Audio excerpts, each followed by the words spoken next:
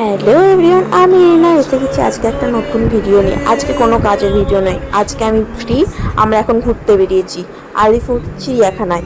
তো বাঘ দেখার জন্য আমরা তিনটে বাঁদর রেডি হয়ে সেজে গুজে বেরিয়ে পড়েছি। এখানে আমাদের আর একটা বাঁদরের খিদে পেয়ে গেল, সে খেয়েও নিল।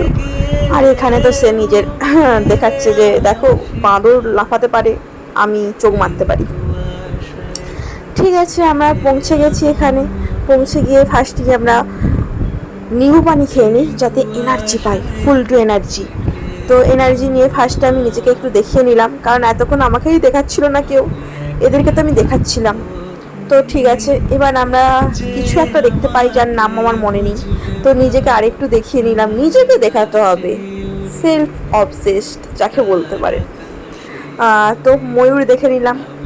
ময়ূরটা দেখলাম আমাদের দিকে পিছন করে বসে আছে, কেন কি জানিস, মুখটা দেখাতে কি লজ্জা পাচ্ছিল ভগবানই জানে।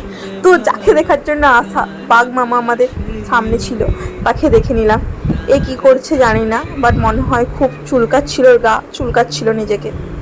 তো এখানে হচ্ছে যে আমরা অনেক পশু পাখি দেখেছি, আমাদের তো বেশ ভালোই লাগলো। তবে আমি যার জন্য এসেছি তাকে জিজ্ঞেস করলাম যে আপনার কেমন লাগলো, উনিও বললো না খুব ভালো লেগেছে। আমার দিদি এখানে এসে ফোনে ব্যস্ত, কি করা যাবে, প্রচুর চাপ ওর লাইফে। তো এখানে এই ফুলটাকে দেখুন, ভালো লাগলো, হেবি সুন্দর দেখতে ফুলটা। আমরা হাঁটতে হাঁটতে কোথায় চলে এসেছি জানি না, এখানে গন্ডারের সঙ্গে দেখা হয়ে গেল। আমার মা বলে আমার নাকি গন্ডারের মতো চামড়া, কিন্তু আমার সঙ্গে ওর কোনো মিল ছিল না। বাট মারা যেটা বলে সেটাই সব থেকে বড় সত্য ঘটনা, তাহলে আমার গন্ডারের মতোই চামড়া। এইটুকু বাচ্চার লাইফে এত এনার্জি আসে কোথা থেকে ভাই? আমার তো এনার্জি নেই, আমার তো পা ব্যথা করছিল, বাট ওকে দেখুন খুব লাফাচ্ছে। এরপরে কি কি করেছে সেটা দেখার জন্য পার্ট 2 এর জন্য ওয়েট করতে হবে। তো এখনের জন্য টাটা।